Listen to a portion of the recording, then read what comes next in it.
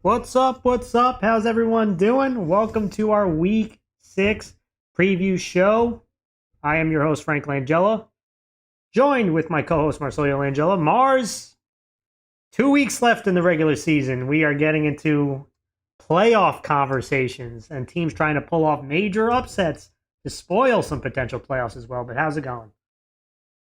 Well, man, I mean, I think this is probably the most exciting part of the year because now we're getting that, like you said, the playoff contention, and every game from here on out is like it's a do or die for a lot of these teams because then it kind of sets up that postseason seedings, and that can really get complicated depending on the programs we're talking about.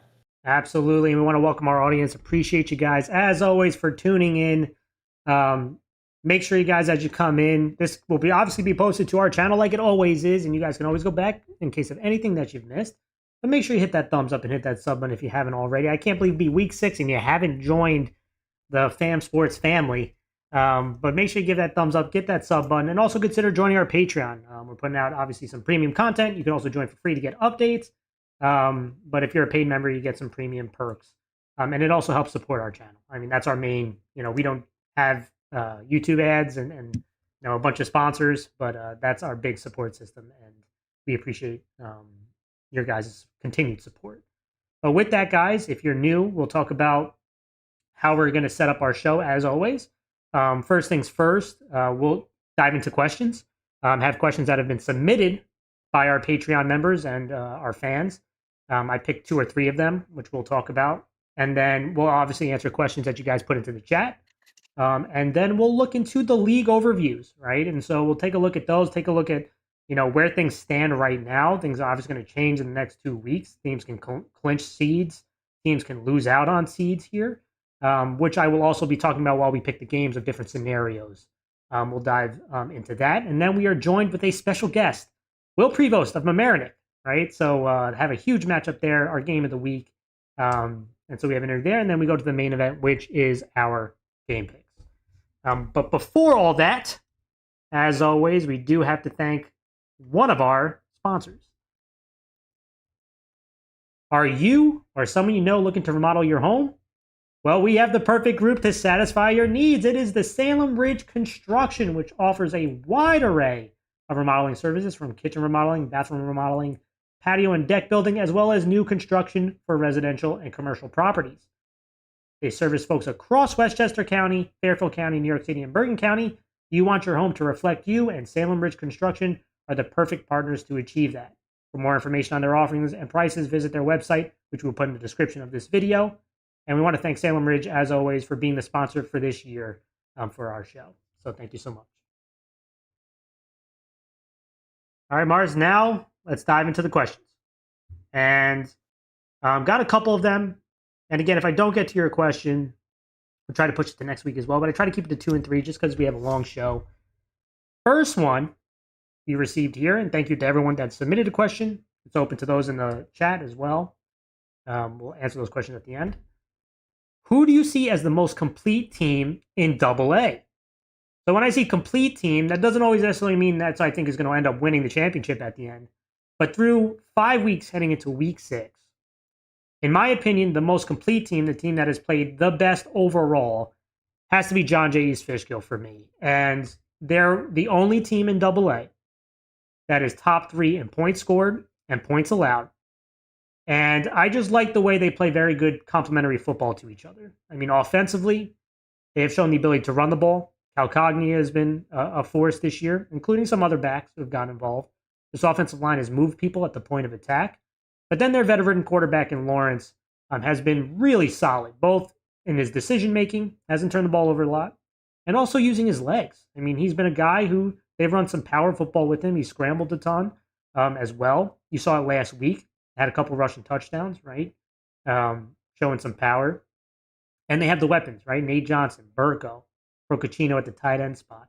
Then you get to defensively, Mars. They are really good at stopping the run, and they can get after you. They got guys who swarm to the ball, and they have playmakers, in my opinion, at each level of their defense. So those are my reasons on why I think John Jay is the most complete team in Double A.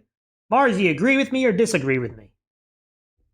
Yeah, I can agree with that. I feel like John Jay has been dominant on both ends of the ball, and I feel like when you have a team that is a top, like you said, top three in defense and has been so efficient as they have been on offense, it really is kind of like you wonder who could beat them, and that's why I think this week's game against Mamaroneck is as a really good kind of test to see where do these teams lie in Double A? Are they as close as what people are thinking, or is it maybe it's not as close? I mean, that's something that I feel like is going to be answered this week. But I do think John Jay is probably the most complete team in that league. Thank you so much for that question. Second question. What is the difference between Section 1 and the Hudson Valley Football League, and why do teams join that league? This is a very good question, and I will say this. The Hudson Valley Football League, if you ask anyone what they'll describe it as, is a developmental league, right? And so to me, I view it as another league, and a league that is not tied to the state's rules, right? So Section 1, they're abiding by the New York State's rules of, when you start, right? The state tournament, when that begins. And when the Hudson Valley Football League is not tied to that. Now, they also can't compete in the state tournament, right? So if you're not tied to that, you can't compete in the state tournament. But you can set up your own schedule, your own league. You can allow and remove teams, right? And I also think it's a really good opportunity for football programs that need time to develop or need time to regroup. And you're facing teams in a similar situation as you, right? So teams that are trying to build up a JV that don't have a JV, teams that are trying to get numbers out for their football program, teams are trying to diagnose, you know, ways that they can build up their program and can't do it in real time, right? So it gives them, in Hudson Valley Football League, you have to take, I think it's a 2-year, right? I'm not exactly sure the rules, but I think it's a minimum of 2 years you have to be in the league. And it's to protect that league as well, right? You can't just have teams going back and forth every other year. You want to set up a program on how you're going to rebuild. And we've seen some great stories. Pelham is a great example, right? They had to rebuild their program up, and now they went into Section 1. They had a lot of success in A. They went down to B, and they're 4-2. But they're a really good story. And there's also been teams that have gone back and hasn't been as successful and had to have gone and went back to the Hudson Valley Football League, right? So to me, the Hudson Valley Football League and Section 1 should have a great partnership with each other, even though Hudson Valley Football League is separate from Section 1. But it's still football, and the alternative is not to play football, and I hate that alternative. So I do think there are programs that should consider Hudson Valley Football League.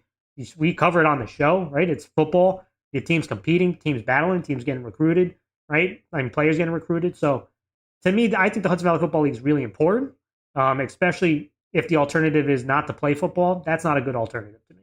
So going down to Hudson Valley Football League, competing against teams in a similar situation as you, I think the Hudson Valley Football League is valuable. Mars, thoughts?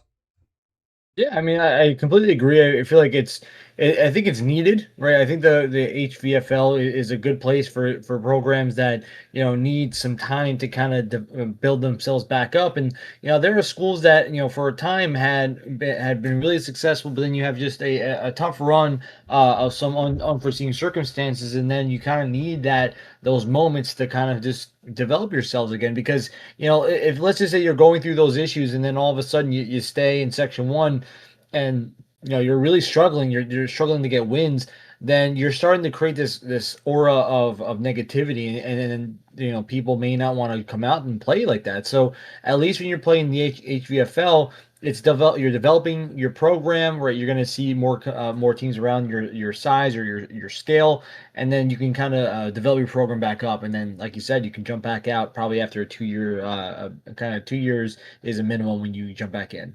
Or you could stay, right? I mean, it's still competitive Yeah. football, right? And so I think it's great for football in the area. All right, those were the two design questions, and I'll leave up to chat if they want to ask any others. But as we move to our next thing, and that is looking at the league. And before we do that, I do want to give a shout out To George Harris, we're on Instagram, G Harris 2K, for providing a bunch of the visuals that you're going to see on our show. He does a really good job. We saw it on last show. He provided some more on this show. And I do think teams who want to who are on Instagram should definitely give him a follow and should definitely ask to use his or ask to develop some visuals for him because I think he does a nice job. But let's kind of dive into the standings. We'll start with Double A. And so I had this up on the screen, and Mars' head is cut off a little bit by it, but I wanted to blow it up a little bit. I had to take a snapshot of it because, unfortunately, the canvas is not big enough. So I had to kind of blow it up a little bit. But this is the standings for Section 1 AA. We'll talk about AA first, then go down to B and all the way to the Hudson Valley Football League. And I have a nice little breaking news, some unofficial BC standings on their mathematics. But this is AA Division 1 and AA Division 2. Now, AA Division 2 only gets one playoff team. The other gets 7, right? So you look at D1. Let's look on that first side. And right at the top, our game of the week, Mamaroneck and John Jay's Fishkill. Both undefeated, playing each other here. The winner is going to win the league, and we'll talk about that at the game as well. So this is obviously a huge matchup. You get the number 1 seed, which is home playoffs all the way through to the section title. It's obviously a massive game. But everyone else right outside of that, right, from Scarsdale to North Rockland to Clarkstown South, Arlington, Nourishell, even Suffern. Suffern 0-5 is not eliminated, right? Because there's 7 teams. They go all the way down to the last game, even if you don't have a win here, which is a way to get into playoff football, right? So that's kind of on my end. It's going to be these next 2 wins, especially in the bulk. Yeah, we see John Jay Mamaroneck. They have pretty much with them, even if Mamaroneck, one of these teams lose, like John Jay has the tiebreaker over Scarsdale and North Rockland, right? Mamaroneck has the tiebreaker over Clarkstown South and North Rockland. They play, I believe, Scarsdale next week. So, like this is, they're pretty set in the top 4. Everyone else from 3 through 6 is up for grabs, right? And we'll talk about that as the game goes on. As for the other division, you could see Yonkers Brave, Yonkers Force, White Plains, all with 1 loss in league. So all these teams battling, and then Ketchum, who's also not eliminated. Now, Mount Vernon, I know the big discussion was the forfeit from Ramapo, which I think it's a cancellation. I don't think it's a forfeit. So that one I think needs to get double checked. But even Ketchum's not eliminated, right? They have a scenario. They have a long shot, and I'll talk about that as their game comes along too. But they're also not eliminated. But look at those 3 with 1 loss, Ketchum with 2 losses, who's not eliminated. So 4 teams vying for 1 spot with 2 weeks left to go. Interesting thoughts, Mars? Yeah, I mean, I think when you look at this D1 or Division 1, obviously the big game today or this weekend, John Jim America is really going to set the stage for everything here. But I mean, after, like you said, I think Scarsdale being at 3, unless they really have a cruddy finish the season, I do think that you have like you said, that remaining 4, 5, 6. They lost the game against North Rockland. North Rockland has the tiebreaker, right? So that's why things are very interesting here. Finish your thoughts. I'm sorry, I just wanted to make sure. Yeah, it was just I think that the fact that they're all kind of just all tied right now, I feel like that's going to really be an interesting way or see what happens at the end of the season. So that's why I was saying in the start of the show that this is a big moment for these teams. Like how you close out the season is really important here. Yep. Let's look at A. And A is a condensed, just showing this. And again, it's going to be 4 from each league. But right at the top, undefeated in league play is Rye. Somers is also undefeated in league play, but has a loss in Section 1. So those are the 2 sitting at the top of their divisions. But Somers and Brewster play each other this week. And if Brewster wins out, they win the league, right? If Somers wins, they clinch the league. So this is obviously 2 teams in this week that can really set themselves up in that big marquee matchup between Somers and Brewster. Then comes Harrison on the other side. Underneath Rye, they are tied with Rye in league play. Their loss was out of league. They have 2 losses out of league. And Harrison had that huge victory against North last week, Mars, on the road, which clinches a top 2 seed for them. Because they have the tiebreaker over North, they have the tiebreaker over Eastchester. So if Harrison wins out, they win the league, right? And that, next week, they don't play this week, but next week is the game, right? So that could be set up for the league winner take all league game. So very interesting there. North is probably shooting itself in its foot right now, but they have a real opportunity to get the number 3 seed coming up, and we'll talk about that. And how about Yorktown? Look, I know Yorktown's all the way down there at 2 and 3, but they have the tiebreaker over Mayapack. And if they win out, they clinch a home playoff game, Mars. That one to me really stood out. They started the year 0 and 3. The destiny's in their hands. If they win out the last 2 games, they get a home playoff game. If you told me that after week 3, I think people would think you were crazy. Thoughts, Mars? What you've seen here? I mean, I think the big game is that really shocked a lot of people was Mayapack Yorktown, because now Yorktown set itself up to to be that second seed, and I think a lot of people were counting them out after they started the season, obviously in a really tough spot. But now they have the opportunity to really climb themselves out of the really tough situation, and they can really set themselves up with a home game in the playoffs, which is big. And the same thing I think you mentioned. There's even scenarios where teams, whether it could be, like Carmel can make it in some Yeah, cases. Carmel's not eliminated. Yep, Mayapack could Nyack's be not technically bounced eliminated. out if they lose. There's a lot of, and Lakeland can. I mean, it's a really rare, really tough, but Lakeland could find a way to climb in. It just the one side, the north side has a lot of movement that could happen in the last 2 weeks. While the other side, it's more like you can see the teams already clinched in the top 2 spots. It's really just about where does everyone else land. So I feel like it's really interesting there. Yeah, absolutely. Now let's talk about B and C and D. Well, D we know, right? That's 2 teams. But B, C, and D, and this is again just the condensed standings. It's not the official standings. But they use a mathematical formula, right? Which is taking, and from my understanding, and maybe someone in chat can correct me, they take their winning percentage plus the winning percentage of the teams they have beaten, and you subtract the losing percentage of the teams you've lost to, times a multiplier. Now, the multiplier is based on their preseason ranks. And so, with the help of some of the coaches that have sent me over what they have, and finally getting to understand the rules a little bit, I didn't get to check the math. I had to do it very quickly. So bear with me.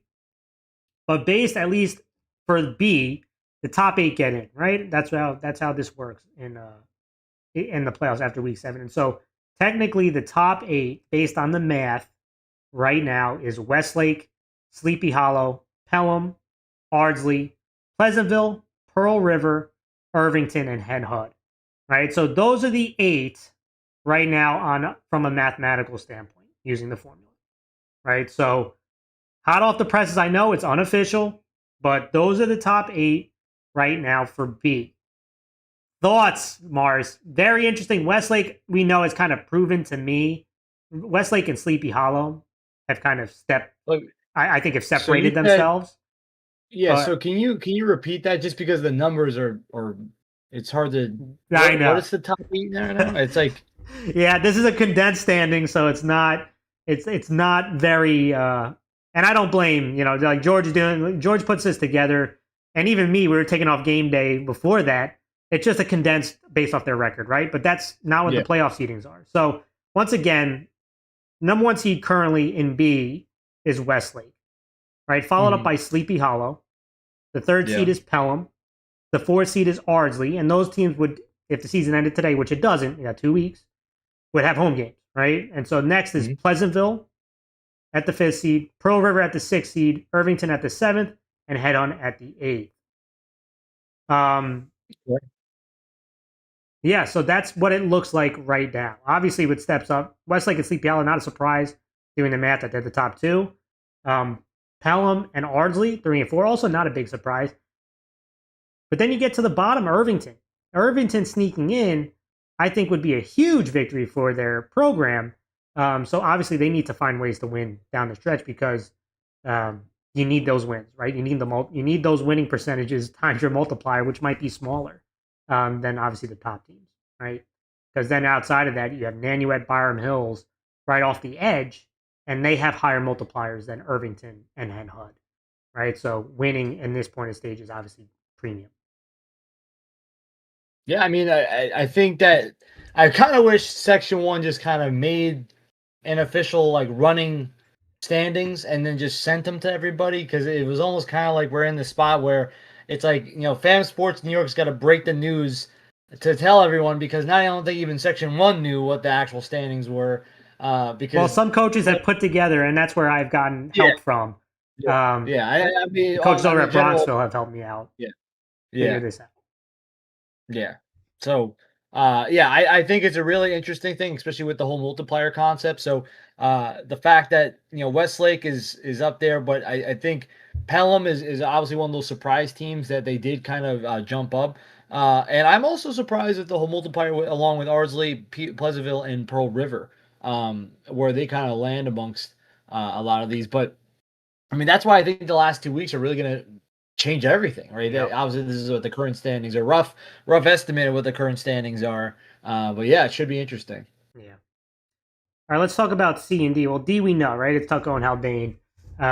Both have had really strong years. I mean, Haldane's got one loss. Tucko's undefeated. They've been really impressive. But let's talk about C, because 7 of their 8 go in, I believe, right? If I'm understanding, I thought 7 of the 8 goes in. I don't think they're doing Mhm. 4 this year. But maybe someone can correct me. But I'll give you the top 8 regardless. And right now, based on the formula, which is the same formula for B, you have Bronxville sitting at number 1. You then have Dobbs Ferry sitting at number 2. Those two are not surprising. What's surprising is after that. Sitting at number 3 is Putt Valley. Sitting at number 4 is Hastings. Sitting at number 5 is Valhalla. Sitting at number 6 is Woodlands. And then 7 is Rhinebeck. So I'm interested again. Someone can confirm for me. Is it the top 7 or are they doing top 4 this year? But that's where things are standing right now. Obviously, I know many people are going to look at Valhalla, right, as being number 5, right? So they would not, that's outside the top 4. They have a much higher multiplier, but they've played a really tough schedule. I'm surprised the multiplier hasn't helped them more in this one. But thoughts, Mars? Yeah, I mean, I wonder what their official, if it's going to be a top 4 or not. But if it is a top 4, that could be a really, depending on what happens to Valhalla the last few weeks, could really shape that last seed between them and Putt Valley. But if it's top 7, I mean, it's going to be interesting to see how where these, because I'm assuming if they did top 7, does that mean what, the one seed gets a bye? Yeah, right. So when they have to start, no, they could start the same time, right? It's I believe that is the top 7, but I got to check Mhm. again. Maybe someone in chat can confirm. Um, Taco 6-0. Yeah, I know they're 6-0. They're 6-0. You're right. There's a mistake. All right. Finally, to wrap things off, got to talk about the Hudson Valley Football League. And sitting at the top is Peekskill. Sitting second is Walter Panis. And then things get very interesting. Again, there's tiebreakers here. You got Albertus Magnus, Greeley, and Tappan Zee. Now, they are the top 4 after 7 weeks, so that I know. So, unfortunately, right, to me, you got those 3 teams battling for those 2 spots. Panis and Peekskill have pretty much separated themselves, although, again, they're not mathematically clinched it either, right, with 2 games left. Peekskill has at least clinched the playoff spot, right, because they're undefeated. Their one loss was out of league. So Peekskill has clinched a spot. I got to see his Panis. We'll go through it in the games, but any thoughts on this one, Mars? Panis has been impressive this year to me. Has been one of the big Yeah, surprises. I had them in yeah, they my. have been. I don't want to reveal again my top my preseason picks until the last week of the year, which I had Panis involved. But to be the second seed was the surprising part. Yeah, I mean, I think this is I think fact that Panis has been playing as well as they have been, and Peaksville has been dominant, especially Yeah. defensively. They've been really impressive. So it doesn't surprise me the way that these teams have been playing. I mean, I think it's a great showing all around the HGFL. So those were the standings, guys. Some scenarios, and we'll talk about that even more as we kind of get into the games. But before we do that, we have our interview, our special guest, and it sets up. Before we get into our game picks, definitely want to introduce everyone to Will Prevost from Amerenik. He's a defensive lineman, offensive lineman.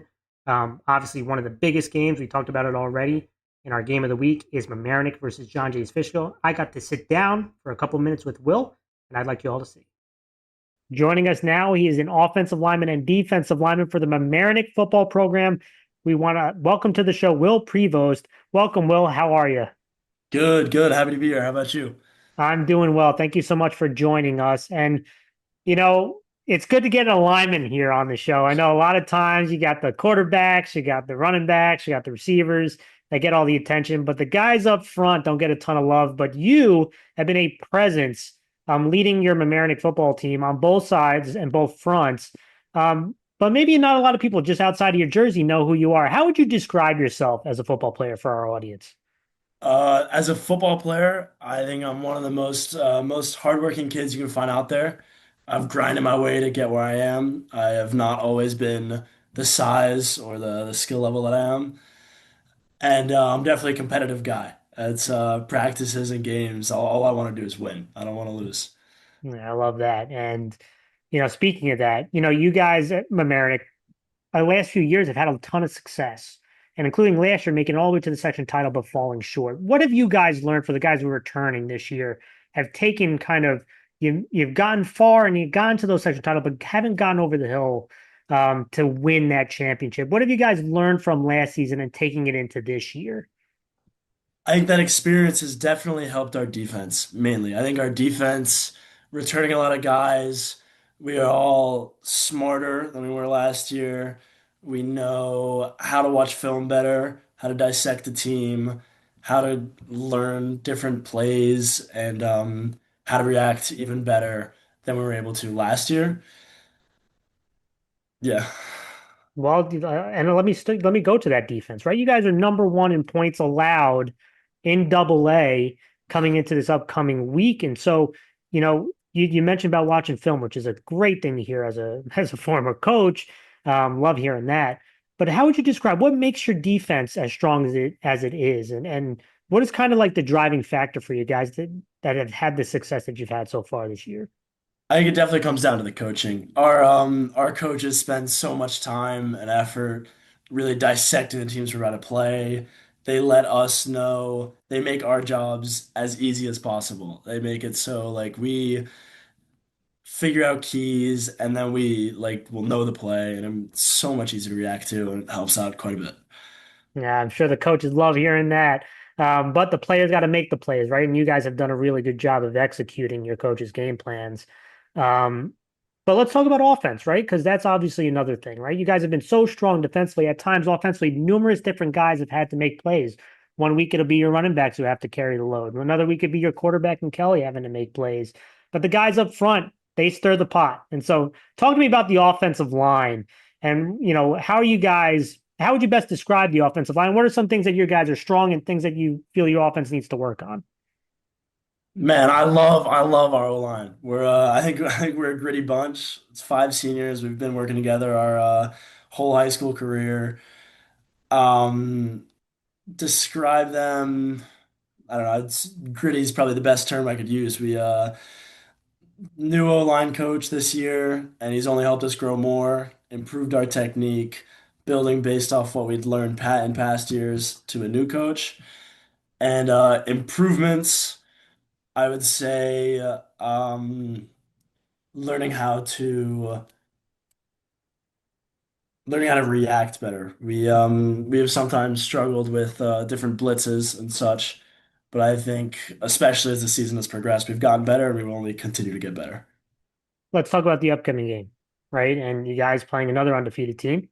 Really marquee matchup here with John Jay. What have you seen from John Jay on film that they do well? They do a lot of things well. They're an undefeated team for a reason. They've got a lot of impressive skill players, but we really like how we line up against them in the box. We think that well, talking about myself too there a little bit, but I think we love how we play in the box, but not even it's even more than that. We've got skill players that haven't yet had their chances to prove that they can be who they need to be because we've been able to be so successful in the box.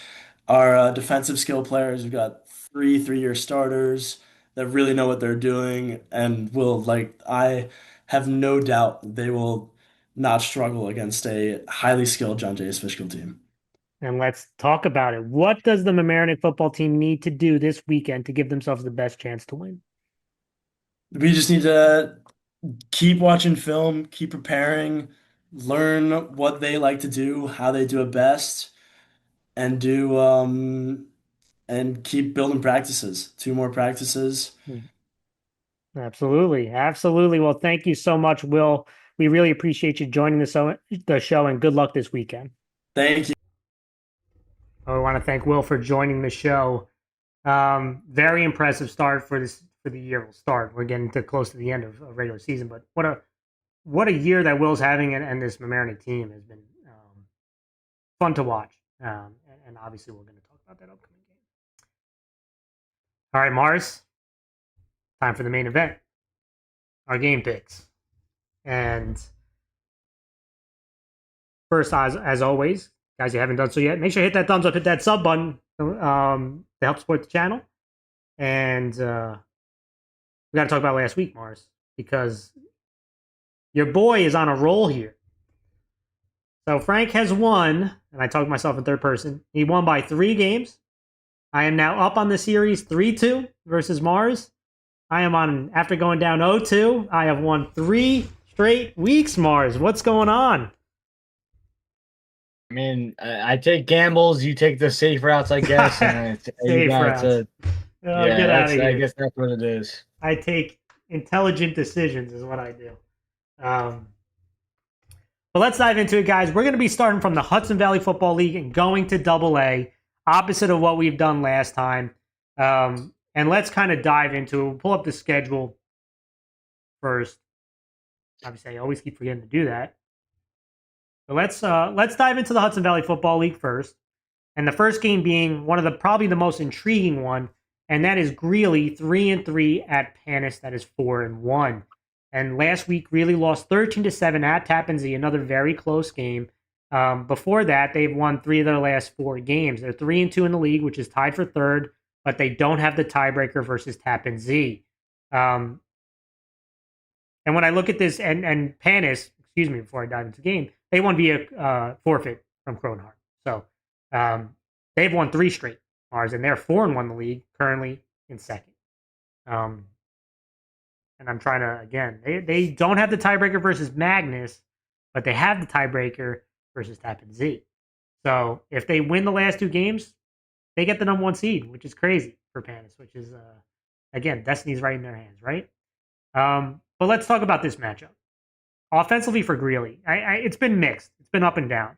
You know, like they've scored 20-plus points in 2 of the last 3 games, but last week they could not finish drives, right? And so the passing game to me is still very inconsistent. They're about running the ball and playing complementary football. I mean, we've seen Lombardi make plays. Weinstein had the receiving touchdown last week.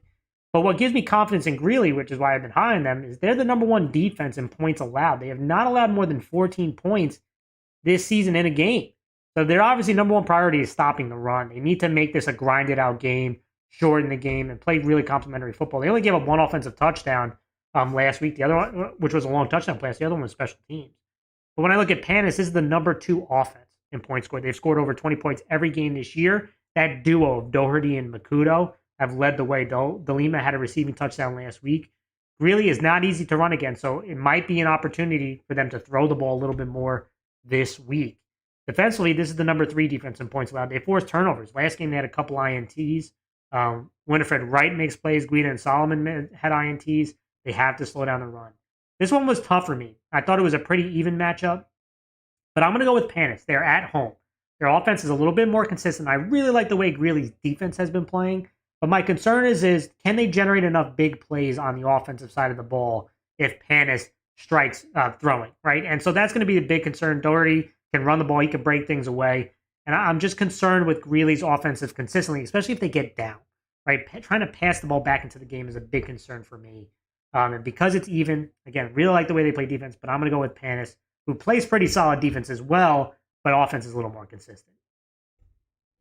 Yeah, I mean, I was definitely mixed on this game. I think Panis has been playing very well this year, and I do like the way that their offense and defense have both been very consistent. I was struggling with this one. I think I'm going to agree with you on Panis. I think that I was debating Greeley because their defense has been very good this Yes. year. Yeah. But I do think that their offense is going to have to be one of those types of games where if they score early and they can then grind the game out and force Panis to have to really be effective with their drives, then that could be something I could see in this game. I just think that Panis, I think on both sides of the ball, has been very consistent. Offensively, they're the second most in points scored, third in defense. So I just feel like they're a balanced team, right? I think really if they really do kind of go off on offense and allows for their defense to kind of step up and make some plays, then I think the game's going to be in Greeley's hands. But it's really close here. But I'm going to go with Panis. Yeah, I mean, Greeley definitely wants this to be a low scoring game. Next game, we have Croton Harmon at Albertus Magnus. Croton Harmon is 0-5. Albertus Magnus is 3-3.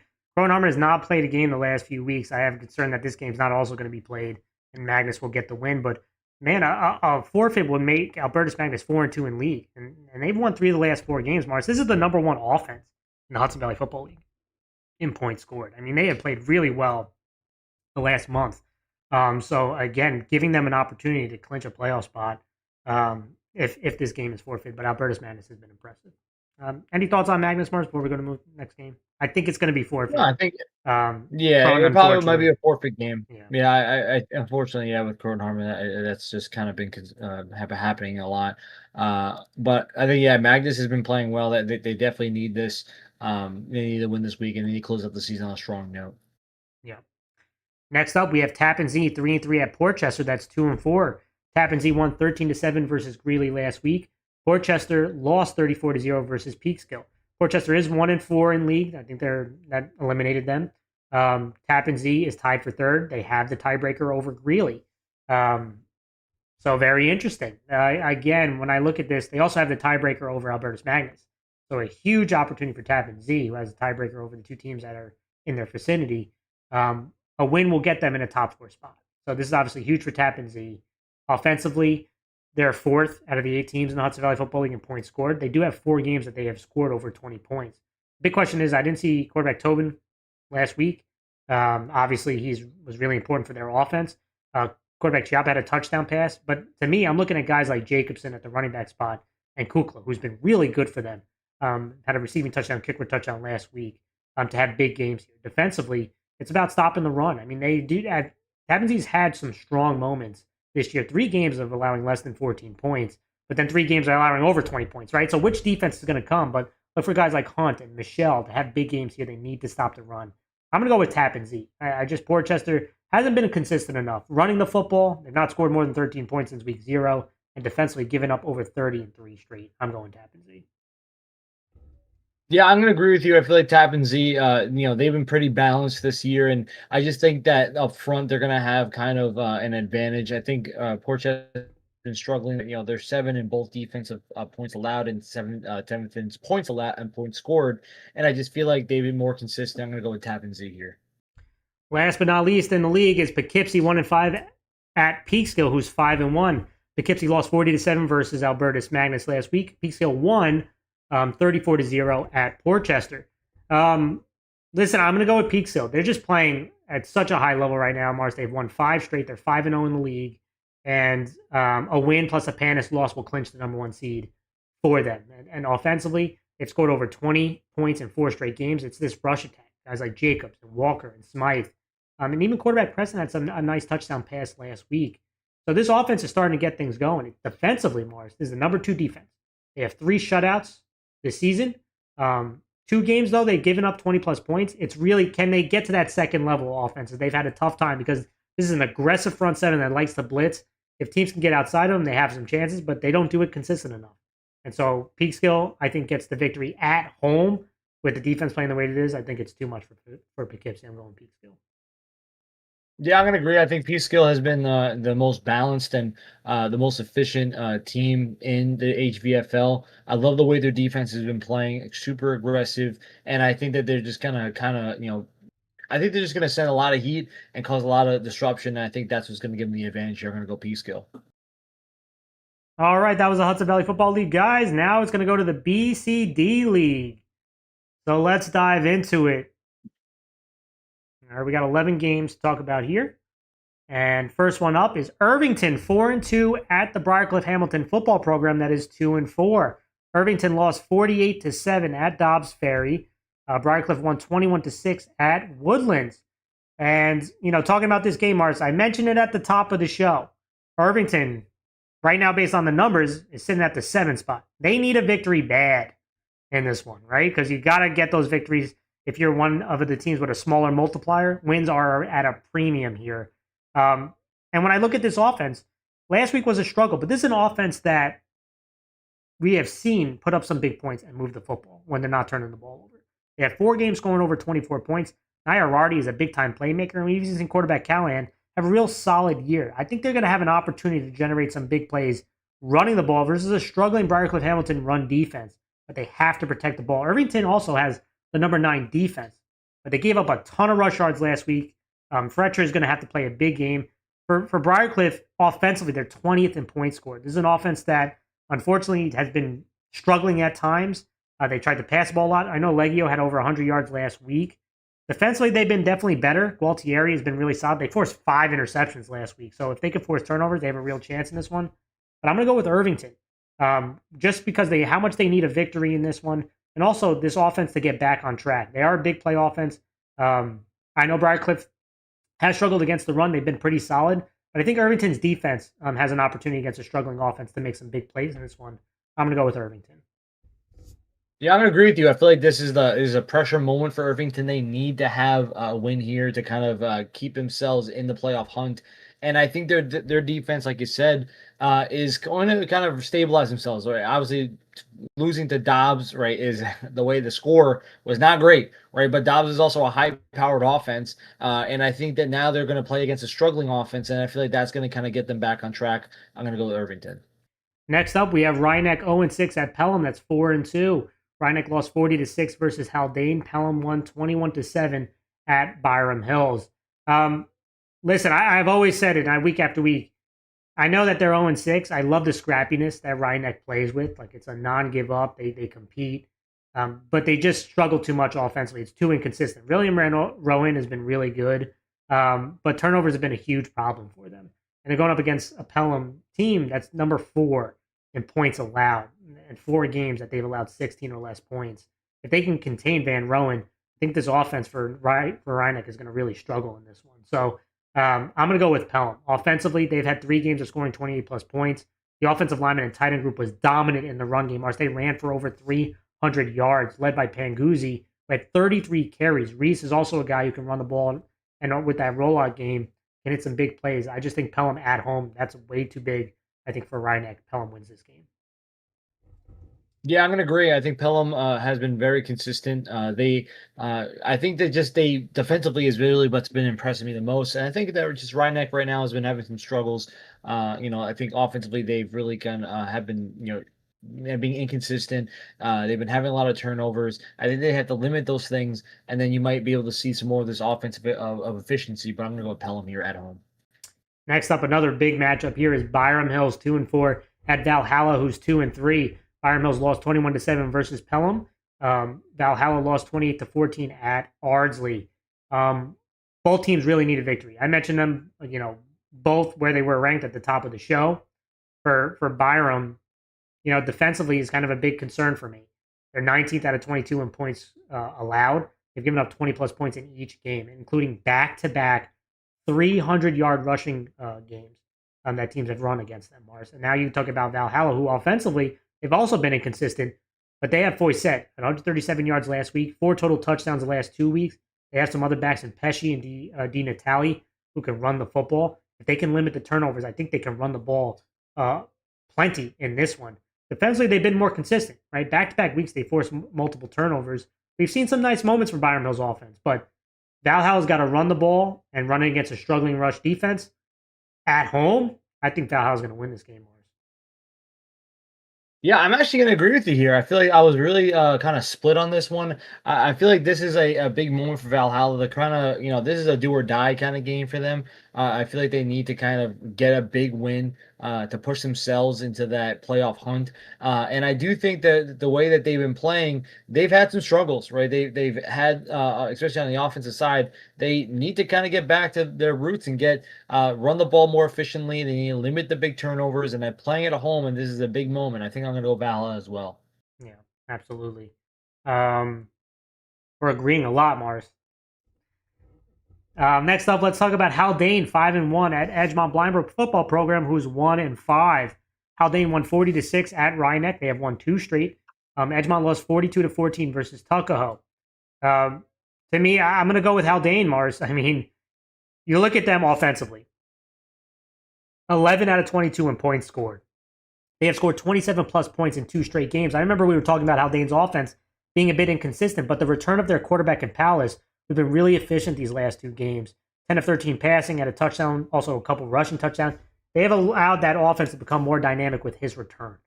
Because now you got Gogler, who we know has been running the ball very well, but Corliss has been moved back to wide receiver. He's been dynamic. So if they can limit the turnovers, this offense has shown that they can move the ball. Because defensively, Mars, this, again, the number 1 defense in points allowed out of all the BCD schools is Haldane, Mars. They have 4 games that they've allowed 14 or less points. Phillips has been really strong. Edgemont's defense has really been struggling. They've given up 4 40-plus point games. Haldane's offense is humming, Mars. I'm going Haldane on the road. Yeah, I'm gonna agree. I feel like this is obviously a game that needs to kind of be clean. I think that their defense has been really good, and I do think that, like you said before, Edgemont has been struggling on the defensive end, and I feel like Haldane getting a little bit of a reprieve. I think their offense just needs to kind of be more, more simplified, limiting the turnovers, get back to their, the groove, and just have a well balanced attack. But I do agree. I think they first off they scored they scored 27 points in 2 straight, showing that they have that capability. You just have to limit the big mistakes, and they should be okay. Yeah, absolutely. Next up, we have John Jay Cross River at Ardsley. John Jay Cross River is 1-4. Ardsley is 3-2. John Jay lost 44-13 at Bronxville. Ardsley won 28-14 versus Valhalla. And listen, when you look at John Jay, it's the same story, right? I mean, this is the number 4 offense in points. Last week was the first time they scored under 30 points this year. This offense can move. I mean, they have 3 games they've scored over 40 points. Rinaldi had a tough time running against the big physical team in Bronxville. But I think they can have opportunities against Ardsley, who at times has struggled to stop the run, which could open things up for their pass attack with guys like Ryan and Tessie and the rest of the crew. But they have to limit the turnovers. They had 2 INTs last week. We've seen back-to-back few weeks that sometimes when they get down, they're forcing things, which leads to turnovers. Defensively, 4 40-plus point games allowed this year. They also have had a big issue stopping the run. And they've allowed over 200 yards last week, multiple 200-yard games, which leads to Ardsley, who has won 2 straight games. This is the number 10 offense. They have scored 27-plus points, Mars, in 4 of the last 5 weeks. Dulcine has had over 190 yards in back-to-back weeks. So look for them to try to run the ball against a struggling defense in John Jay Cross River for 2 reasons. One, that's really their bread and butter, which opens up the pass attack. And number 2, to keep John Jay's offense on the sideline. Quarterback Kaplan's had 5 total touchdowns the last 2 games, but they have to limit the turnovers. They've had back-to-back weeks of turning the ball over, which has been absolute. Again, they've won 2 straight, but they have opened themselves up to comebacks because of the turnover department. So they need to obviously clean those things up. Defensively, back-to-back weeks that they played pretty solid. If they can just limit the big plays. Matt was really good last week to try to slow down the run game. They need that again. I said, I'm going to go with Ardsley at home. I do like they're playing much more complementary football. They're getting back to what they're really good at, which is running the ball, play action pass out of it. And defensively, has had some strong moments the last 2 weeks. And I know at times they've given up a ton of rush yards, but I do think you're going to see them play well in this one and kind of slow the game down. That's what's going to be real. But don't let it get into a shootout. That's what John Jay wants. Slow the game down. I think Ardsley does. I think Ardsley wins. Yeah, I feel like that's going to be the kind of the main focus of this game is going to be really how does Ardsley play when it comes to like their momentum or their game plan, because if you get into a shootout type of a scenario where Ardsley's defense is struggling and you're giving John Jay more chances on the field, that's not the recipe of success here. Like I think that they kind of need to go and just say we need to drain the clock, Yep. right? And they need to say we want to limit the amount of big plays that John Jay can get, right? Because you're playing against a defense that gives up 40 points in what 4 games this year that they've done that 40 plus points. And if you but they can score at will, right? They're the highest, like they're fourth in offense, but they're scoring at will a lot of times. And so if you're going to really just play this a smart way, run the ball, run down the clock, get ahead, and then just try to keep the ball in your hands as long as possible. Because if you try to do the opposite, it's just not going to work. John Jay has the ability to make some big plays all over the field. I just feel like John Jay's that's their biggest struggle is defensively. They need to have something. There needs to be some sort of seance or something that they need to have to get the defense back up to par here. But their offense has been really efficient, so I think I'm going to go with Arsley as well. All right, next up we have Pleasantville 3-2 at Pearl River, who's 3-3. Pleasantville won 8-7 versus Nanuet last week. Pearl River lost 41-24 last week versus Westlake. Pearl River has lost 3 straight. I'll set this game up, Mars. I'll ask your thoughts, and then I will give my game pick. I'm going to call an audible. Why don't you tell me? Talk to me about this game. You're not going to pick it, but talk to me about these two teams. Yeah, I mean, like you have a scenario, and you mentioned before you have where Pearl River's at the 6th spot. If you're looking at it, and Pleasantville's at the 5th spot, based on the FAM Sports New York unofficial ratings or standings playoff picture. And we should have a whole graphic made for that. But both these teams are vying for a higher seed in that playoff spot, and I feel like you have Pleasantville who had a battle this past weekend where they climbed back. They went 95 yards and drove down the field and scored, went for 2 to win the game in the last 16 seconds of the game against a tough and gritty Nanuet team.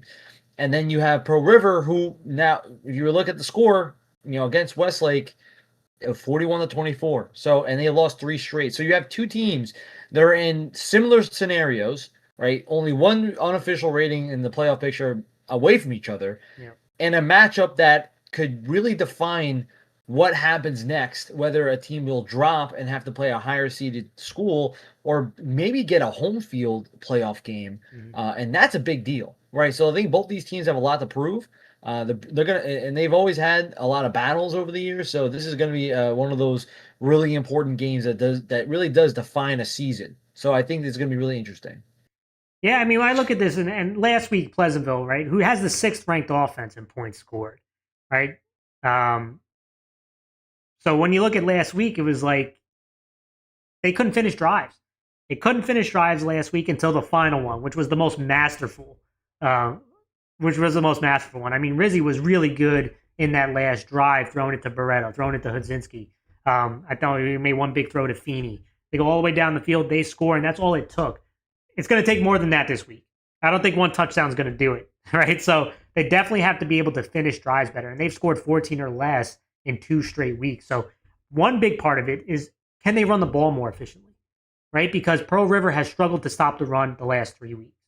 And that's going to be an important thing to stay some balance, not just throwing the ball. Can they run the ball with some power? Can this offensive line, can Hudzinski run against this defense is a big question for me. Defensively, last week they came up pretty big outside of one long touchdown pass. But they're up against a dynamic offense that has a ton of speed. So they have to be good on the edges. That's going to be really important for Pleasantville. And I go offensively to Pearl River. This is the number 7 offense right behind Pleasantville. They've scored over 20 points in 2 out of the last 3 games against top defenses, Mars. Mentioned that they lost 3 straight. Those losses are to Bronxville, Sleepy, and Westlake. Right? I mean, you're looking at 2 total losses between those 3 teams. So obviously they went up against top teams. Lanise has been really good. He didn't turn the ball over last week, right? He was 17-23, which was super important, throwing to guys like Fitzgerald and Kalsbrenner. Mahoney's another guy who's a versatile weapon, running the ball, receiving the ball. And so these Pleasantville linebackers are going to be tested. I'm going to go with Pearl River. Listen, defensively, it's been a struggle. They're the 17th ranked defense now because the last 3 weeks, they've allowed over 200 yards rushing in 3 straight games. And we know Fitzgerald has been all over the field making plays at the safety spot, but they need the front 7 to really step up. The problem that I have and why I'm with Pearl River is Pleasantville's not a running team, right? So are they going to take advantage of this struggling run defense? Listen, they got to stay true to your identity. They're a passing team, right? And Can they show a little more balance? Yeah, maybe. But I do think Pro River is going to pass the ball. I think it's going to be a high scoring game. And I think Pro River's defense makes just a little bit more plays than Pleasantville's. And I think Pro River at home gets the victory. Next up, we have Sleepy Hollow 5-1 at Woodlands, who's 0-6. Sleepy Hollow won 42-10 at Putt Valley. They have won 3 straight. Woodlands lost 21-6 versus the Briarcliff Hamilton football program. What a season Sleepy Hollow's had, Mars. I mean, they've already, I think, clinched a winning season last week for the first time in like almost 10 years. And I think they're going to continue. I think they're going to win this game on the road. This is the number 3 ranked offense in points scored. 4 games scoring over 40 points, Mars, up against the 21st ranked defense at 22 points, which they weren't bad last week for Woodlands, but just too much firepower. And they don't have the offense to keep up with it. I mean, Richardson's been tremendous, 4 total touchdowns. Conway made a ridiculous touchdown catch. Now, you do want to see Sleepy Hollow's pass attack get a little more consistent. It's been a little efficient the last few weeks. They've also turned the ball over, but this offensive line has been a dominant force. Defensively, 3 straight games allowing 14 or less points. They turn teams over. They get after you. Rosario helps lead the way. I'm going Sleepy Hollow. Yeah, I'm also going to agree with you. I feel like this is a game that Sleepy is kind of they've shown the full kind of overall talent that they have on offense and defense. I think Woodlands is just having a lot of struggles. I think I'm going to go Sleepy Hollow here. They're playing on the road, but even that being the case, I feel like they've been very consistent. Next up, we have Putt Valley 3-3 at Nanuet, who's 1-4. Putt Valley lost 42-10 versus Sleepy Hollow. They've lost 2 straight. Nanuet lost 8-7 at Pleasantville. This one's a tough game for me because you know what? Putt Valley, I like their toughness. This is the number 12th ranked defense. They gave up a lot of rush yards last week, but had a couple INTs in the red zone because the defense can bring it at times. Offensively, we know it starts with the rush attack with Tehran, and they're going to do the option to stay ahead. They have to stay ahead of the chains, which leads me to Nanuet. This has been an inconsistent offense. We know that. Piscatelli had that nice long touchdown pass to Ben last week. They need to hit big plays in the passing game. But can they run the ball? Right? That's been one thing that they've not done consistently this year is run the ball efficiently against the Putt Valley defense that has some toughness. The thing is, defensively, Mars, they played a strong game last week. They lined up to stop the pass. They challenged Pleasantville until the last drive. They did a really good job of shutting down this attack. But this is a completely different offense they're up against. Now it's the option, right? So this one was tough for me, but Nanuet's at home, right? So to me, I'm going to go with Nanuet. I think it's going to be a close game, a low-scoring game. And I think Nanuet's going to find a way to win. If they could play with that same defensive intensity they had last week, I think they're going to cause some issues for Putt Valley. But discipline is going to be so important. If they're not true to their keys, Putt Valley is going to challenge them. And so it would not shock me it goes either way, but I'm going to go with Nanuet. Yeah, I was definitely debating this one. Nanuet's a tough team, right? They're a gritty team, and last game against Pleasantville was a showdown. I kind of felt like last game was kind of their the last effort they had to maybe vie for a spot in the standings and playoffs. I just think Putt Valley. I think the way their offense functions, it's really going to be all about responsibility football. And I think that their defense is playing well enough that when Nanuet's offense is having some struggles, I think Putt Valley's offense is going to be is really going to be vying for Nanuet to make some mistakes, and then they might just take the advantage, get a few big plays, and then just stay ahead as much as possible. I think it's going to be a close game. I'm going to go Putt Valley here. Next up, we have Dobbs Ferry 4-1 at Hastings, who's 3-3. Dobbs Ferry won 48-7 versus Irvington. Hastings lost 46-19 at Hen Hud. Dobbs Ferry really got back to the groove last week, right? Putting up over 40 points. This is the number 1 offense in points scored out of all the BCD schools. And it wasn't so much Kearns, right? It was everyone else. Like O'Connor had 3 touchdowns, Mole had a touchdown, Smith had a touchdown, Ravage had a kick return touchdown. So multiple guys making plays for this offense. And it's a high-powered one, right? If they can generate big plays off of play action, running the ball, getting to the outside. I think you're going to see that. This Hastings defense has not been a bad defense. It's the 8th in points allowed. They gave up over 200 yards rushing last week versus Hen Hud. That's right in Dobbs Ferry's wheelhouse, so that's a big concern for me. Hastings' offense has also had some up and downs. We've seen some nice play from Rothstein, Seal, Curtis, and Kessman, but I don't think they have enough firepower against Dobbs Ferry. I'm going to go Dobbs Ferry. Yeah, I'm going to agree. I think Dobbs Ferry's offense is has been dominant. They're the number one scoring offense in the league, in BCD. And I just feel like they just have too much. I agree with you. I think up front, they have been kind of really impressive. Kearns has been kind of been one of the most impressive players in Section One right now. The way his have athleticism and what he's been able to do. So I'm gonna go with Dodds Ferry as well. Yeah, I just got a message from East Ramapo, and it was true what I said that they're playing October 30th, so against Mount Vernon, right? So that wasn't a forfeit. The game was moved. So just wanted to point that out. But one of the key matchups out of the BCD league, marquee ones, is Tucko 6-0 at Bronxville, who's 5-0. What a matchup this one is, Mars. Tucko won 42-14 at Edgemont. Bronxville won 44-13 versus John Jay Cross River. And if we didn't have the other game of the week, this probably is the game of the week. But let's start with Tucko, Mars. I mean, offensively, this is an offense that's really starting to hum right now. They're number 9 in points scored. They've scored 28 plus points in 3 of the last 4 games. That duo of Bryce and Connolly has really been great. They have 7 touchdowns over the last 2 weeks. Look for this quarterback and running back duo, a lot of read stuff, right? Trying to test Bronxville's discipline on who's responsible for who to try to get to the outside, because running between the tackles is going to be a tough trick. I mean, we've seen Reyes and Baghetti make plays at the wide receiver spot. They're going to have to be key in this one. Because I do think they have to attack outside the tackle box. This offensive line, who's been really good this year, has their hands full this week. Defensively, Mars, the number 2 defense in points allowed out of all the 22 schools, 14 or less in 4 games this year. No games allowing over 20 points.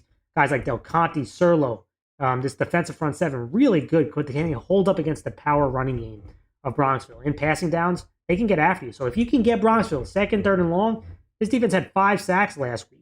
Right? They can get after the quarterback. And then it goes to Bronxville. Number 2 offense now, Mars. And, they've scored 40 points in 3 straight games. And it's really relied, like I just said, the power running game. They've run for over 200 yards in each game in that span. Formato's been tremendous. 3 touchdowns last week. The real, highlight fight is in the trenches this week, Mars. The offensive line and tight end group of Bronxville versus that defensive front 7 of Tucko. Going to be fun to watch. I know everyone loves looking at the quarterbacks and running backs and receivers. It's all fun. But in that trench warfare, Mars, I know that you love, that's the real showcase in this one. But McMurray, I give him a ton of credit as well, has been really smart. Defensively, this is the number 3 defense. This one was really tough for me. But I am going to go with Bronxville. I just think at home, when teams are even, at home is a big difference. I think Bronxville running the football will have some success against this tough defensive front. The question I have is defensively, they have to limit Bryce to the big plays running the football. That's going to be so important in this one because Bryce has that ability. He can hit the outside and he is gone. And just a couple of those plays in a tough defensive fight, that's the difference. So that does make me nervous, but I do think Bronxville is going to control the time of possession. They're going to control the flow of this game. And I think they make just enough big plays passing the football off a play action to win this one. They'll keep Bryce in check for the most part. I'm going to go with Bronxville. Yeah, I definitely was mixed on this one. I'm not both these teams I could see winning this game. I mean, I think you have Bronxville that was in the beginning of the year, a lot of people didn't know how good they were going to be. And then Tuckahoe obviously had a lot of talent, and we wanted to see how these teams kind of laid out by the end of this year. Bronxville kind of came off and said, we're going to dominate up front, and that's what sets the tone of what our team is built on. And that is just not even on the offensive side, but also the defensive side. And that being the case, I'm going to go with Bronxville. I think that Bronxville, on the both ends of the ball, has been very consistent. Early in the show, we talked about probably the most full or most well-balanced team, the complete team in AA. If you're going to ask that same question, probably in the BCD, you probably go with Bronxville. Bronxville has the most complete team when it comes to offense and defense. And I think because of that, a lot of people I guess you would say a lot of people don't believe the hype yet, I guess, about Bronxville for some reason. I think Bronxville has a lot going for it. Up front, they just dominate teams and they just have a lot of weapons that can make big plays for you. And I think the most important thing is the defense. The defense keeps them in every keeps them dominating and getting the ball back every single time. And when that happens, you can do whatever, right? I feel like that's kind of the key thing here. So I'm going to go with Bronxville at home. They've been very consistent and been very aggressive. I feel like both these teams are like the quietest undefeated teams. Yeah, yeah. Next up, the last one out of BCD, we have Hen Hud 3-3 at Westlake. That's 4-1. Hen Hud won 46-19 versus Hastings. Westlake won 41-24 versus Pearl River. Westlake has won 4 straight, Mars. I mean, when we look at Hen Hud, you know that they can move the ball offensively. They're top 10 in points scored. 4 games they scored over 24 plus points. Parkey's had over 200 yards last week rushing and 5 total touchdowns. The question I have defensively, which hasn't been too bad when you look at points allowed, they have given up a ton of yards though. But O'Mara and Valdez, can they stop this rush attack? They've been big playmakers. For Westlake, number 5 in points scored, 35 plus points in 4 straight games. They only passed the ball like 5 to 7 times, Mars, in a game because they can run the ball so effectively. DiNapoli's been tremendous, 163 yards and 3 touchdowns. Pippo and Meyer have made some big plays. But the question I have is about Hud.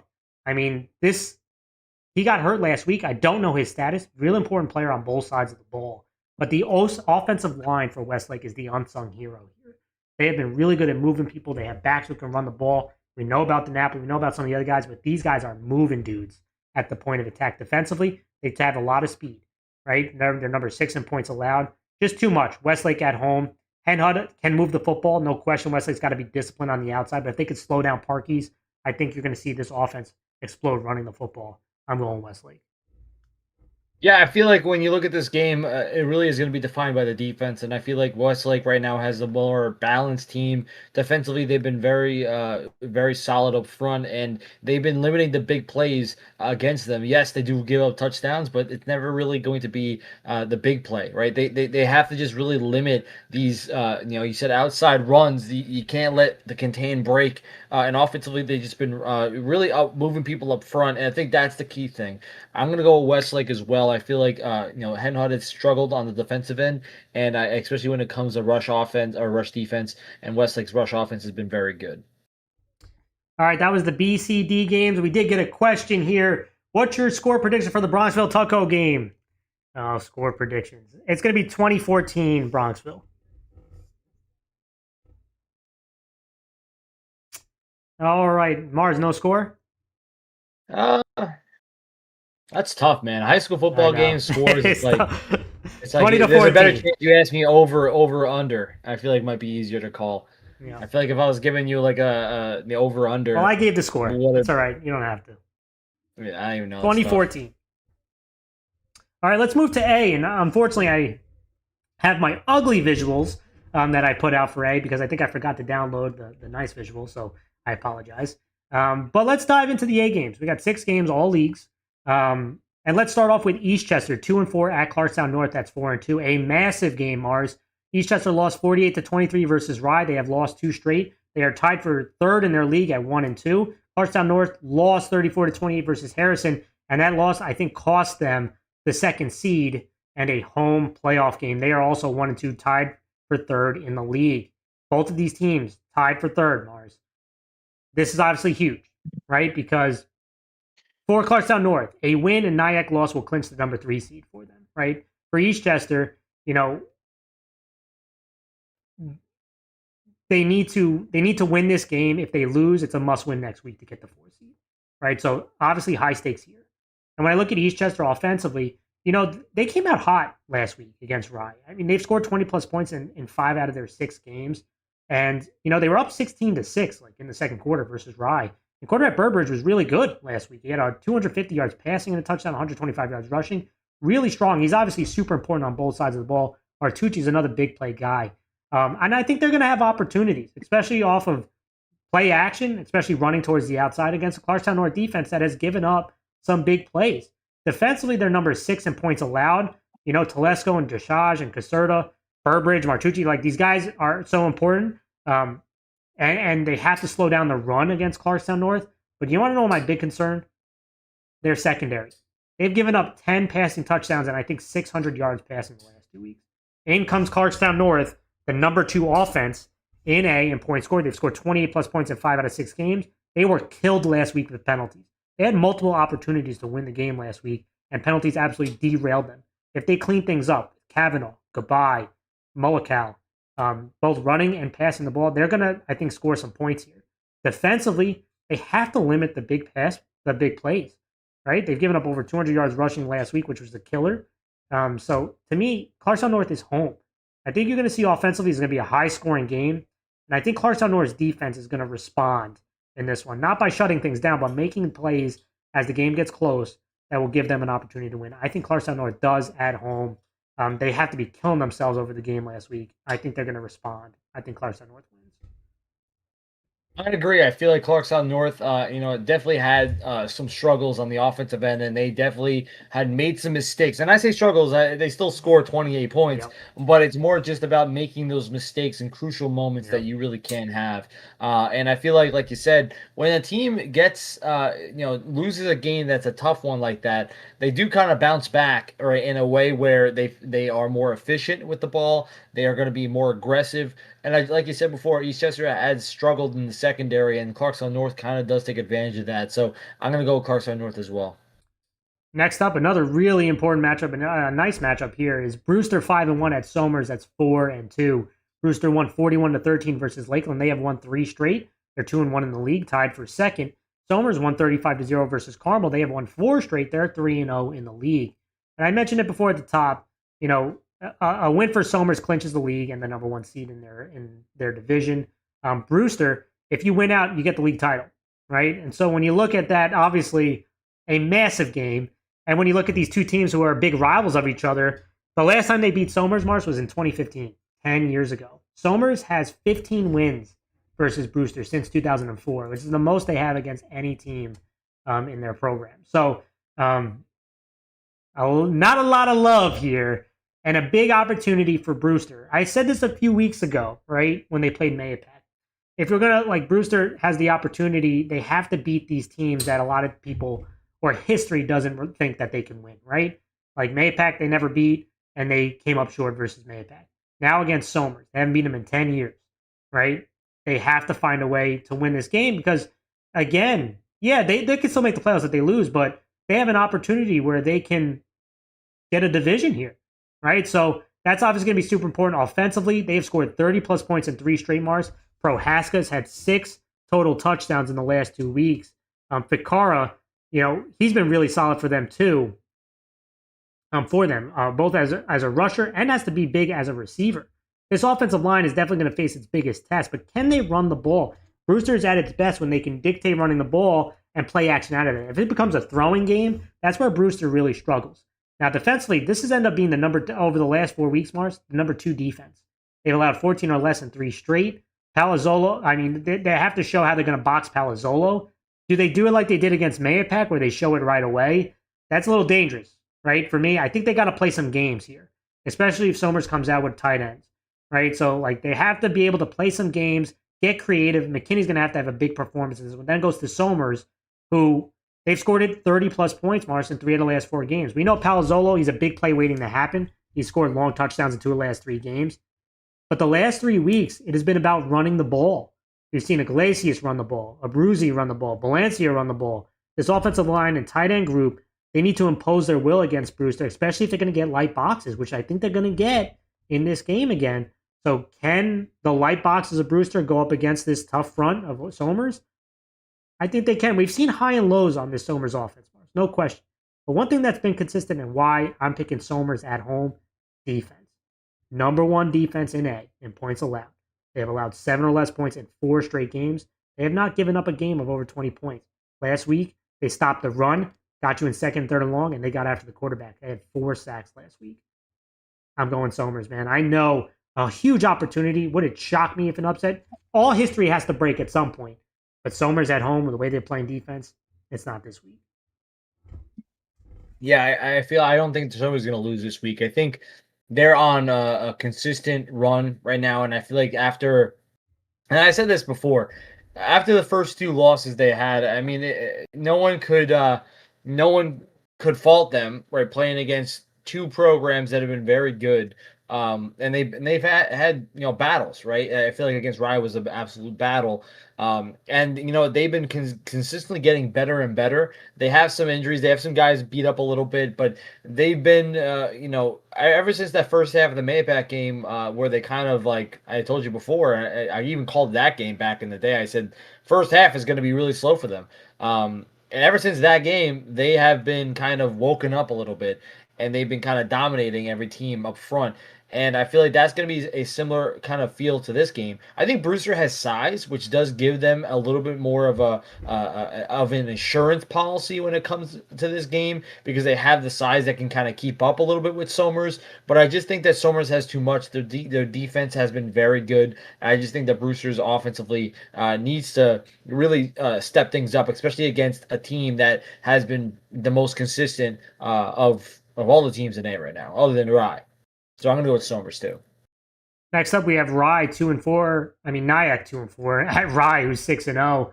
Nyack won 27-20 versus Fox Lane. They're 1-2 in the league, tied for third.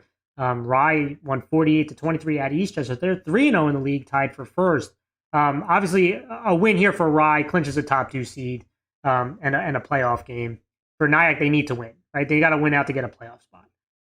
So when I look at this for Nyack, listen, this is an offense that can move the ball. They're number 6 in points scored. They've scored over 20 points in 5 out of their 6 games. You know about Durasimi, big play, Bierfeld, Swan, but they have a turnover issue, right? They've turned the ball over quite a bit this year offensively and defensively, last in points allowed, going up against Rye. Number 1 offense that scored over 40 points in 3 straight games. Miller has put up Madden numbers.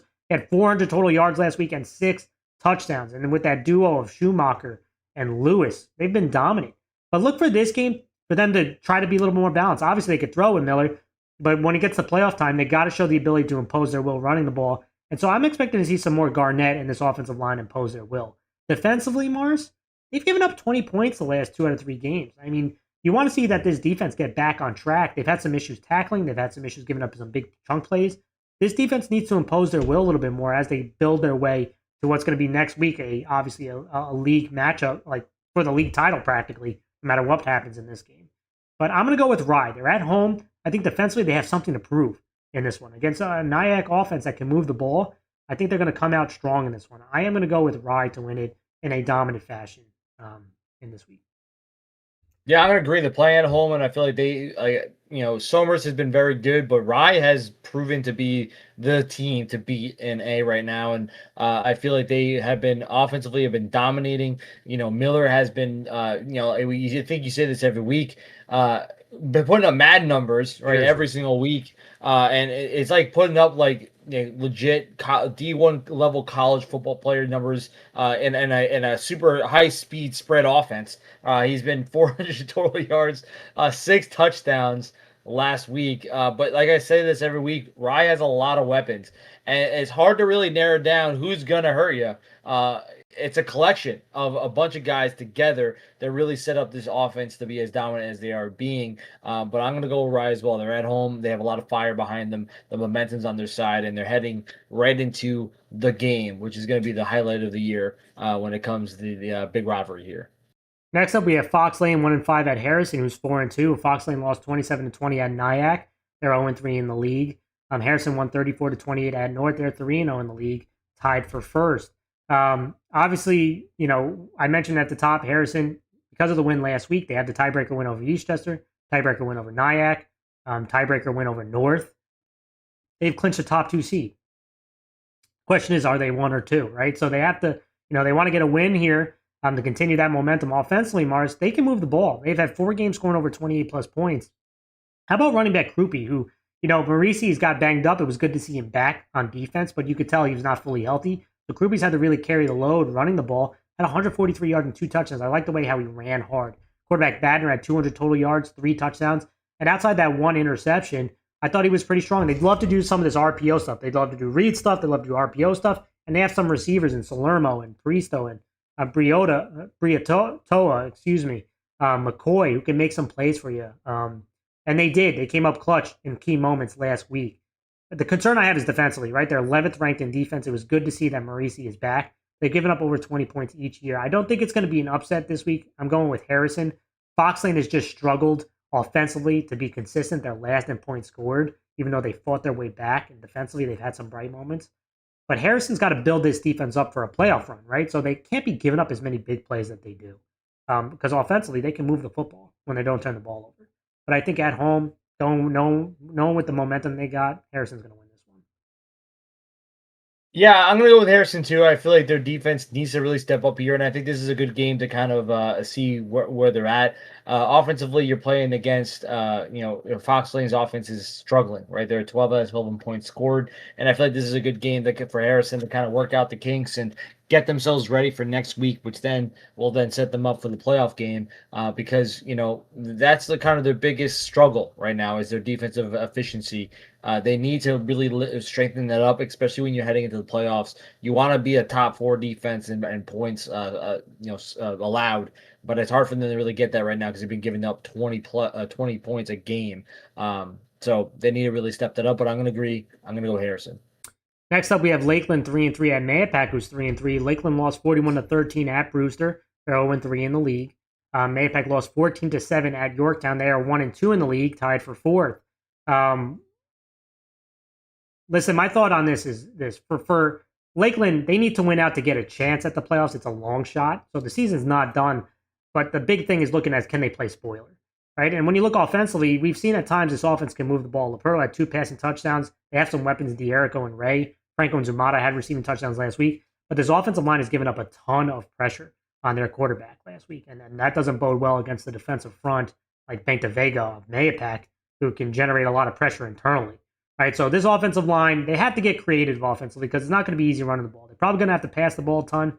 Defensively, they're up against a much bigger team. Like, I think Lakeland's got like 29 kids. You look over at Mayapack, they got like 45 plus kids, and the starting lines are big for them. So they have to get creative if they're going to attack. And that's one thing they could probably learn from Yorktown is you're not going to have a size advantage here. You got to get creative offensively. And defensively, you got to bring the pressure, right? Because if they line up, square up with Mayapack, that what leads me to Mayapack, which is they're going to pound on you, right? Maskell had over 100 yards rushing last week and a touchdown, but 19 carries, right? And they passed the ball 28 times last week. One thing I'll tell you is this: they're number 9th in points scored. Defensively, they're number 3 in points allowed. This defense has not, has made things difficult for teams to run on them, right? And like guys like Benavega and Maskell and LaRue have made some big plays for this defense. So for me, offensively, it's a simple one. They have a huge size advantage. And if Maskell gets over 20 carries in this one, I think they win by more than 14. And, if they're going to pass the ball more than 25 times, then Lakeland, I think, could stick around, right? So I do think Mayapack's going to win. They are at home against an undersized Lakeland team.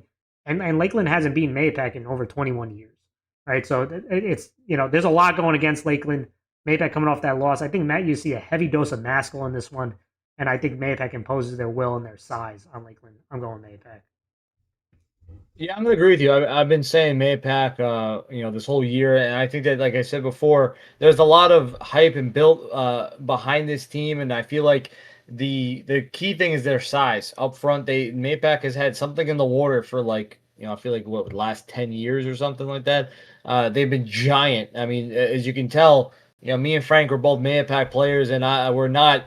We are not giant. In the height department, whatever water right? was in there did not have it at that time. We weren't gifted in the height department, so we were tough guys, strong and everything, but we never reached that height advantage compared to others. But I will say this is that last week was a battle of the defenses because right now Mayapack is sitting at 9 out of the 12 on the points scored, and in the last game you thought with how Maskell was playing that they were going to give him more carries at the last 2 minutes, but they didn't. Right, like you said before, if you're going to be just a passing team, you might give Lakeland a chance to stay around for a while. But if you give Maskell the ball, probably like you said, more than 20 carries in this game, I think they're going to be up probably by 2 scores, right? And I feel like that's kind of the recipe for success for Mayapack. I think Maskell's kind of the bell cow, and when he starts running with the ball, I mean, he had 19 carries for 104 yards and a touchdown. He's clearly the guy that you're going to feed right in this game. So I just think that's going to be the big thing for this one. They're playing at home. Mayapack needs to win to secure a playoff spot. So I'm going to go Mayapack. Last but not least in A, and that is Yorktown 2-4 at Carmel, who's 1-4. Yorktown won 14-7 versus Mayapack. They're 2-1 in league, tied for second. Carmel lost 35-0 at Somers. They're 1-2 in league, tied for fourth. Again, the loser doesn't get eliminated from the playoffs this week by either team. But for Yorktown, I mentioned at the top, Mars, they control their own destiny. All right, if they win out, they get the number 2 seed and a home playoff game.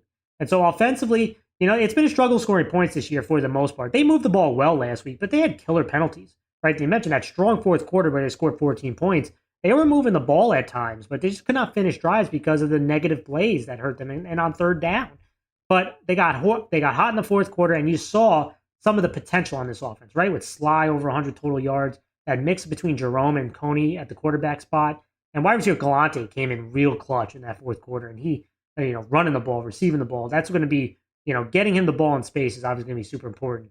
Defensively, they played very aggressively. I thought defensive lineman Rocco was really disruptive last week, caused a lot of havoc for Mayapack, and they had 2 INTs and a huge sack by Desiderio. So if they can play with that defensive intensity the rest of the way, like they did against Mayapack, they're going to have a chance in every game that they played this year. It's offensively, can they continue to improve and finish drives?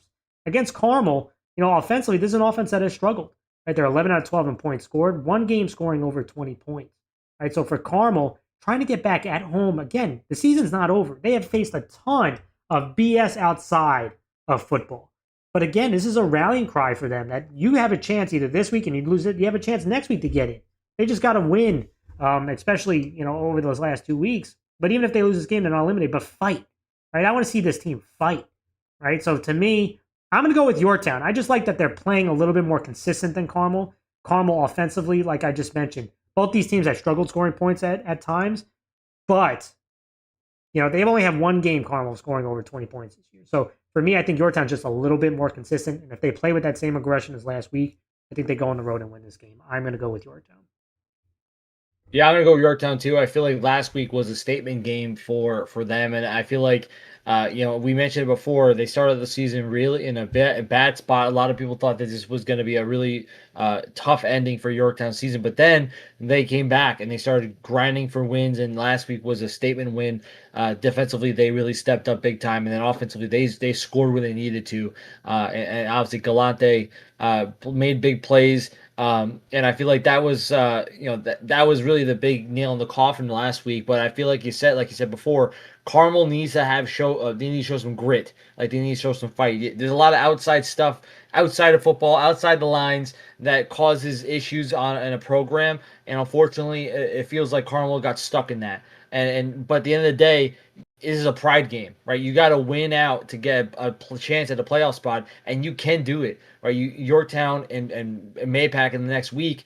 These are battles you're gonna have and try to fight for that win. And I just winnable don't think games. they're They're gonna do both it this winnable week. games. Yeah, they're winnable. Yeah, they're winnable games for sure. I just don't think they're gonna do it this week. I think Yorktown has a sense of a win behind their backs now. They had a big win against Mayapack, but at the same time, I wouldn't surprise me if the game is closer. There's a desperation feeling with Carmel. They need to win games, and I feel like that's going to give them that push to fight and give everything they have. But I'm going to go Yorktown still. Yeah, absolutely. All right, that was A, guys. Let's now move to double A, and we'll pull up the schedule here. And we'll dive into the games here, but make sure, guys, you haven't done so yet, hit that thumbs up, hit that sub button. We always appreciate your guys' support, as always. All right, so let's start off with the first game, Mars. We have New Rochelle 1-5 at Clarkstown South. That is 2-4. New Rochelle lost 40-20 versus Mamaroneck. They're 0-5 in the league, but they are tied for 7th. Again, 7 teams get in, right? So find a way to victory would be a long way. Clarkstown South lost 21-16 versus Scarsdale. The last 3 games for them, Mars, has been a 7-point or less game. They're 2-3 in the league. They're tied for 5th. And when I look at this game, listen, we know about New Rochelle's speed. They've scored over 20-plus points in 2 straight games. You got Morales Jr. Stevenson had a nice touchdown last week. If they can get outside the tackle box, get towards the numbers, they can do a lot of damage.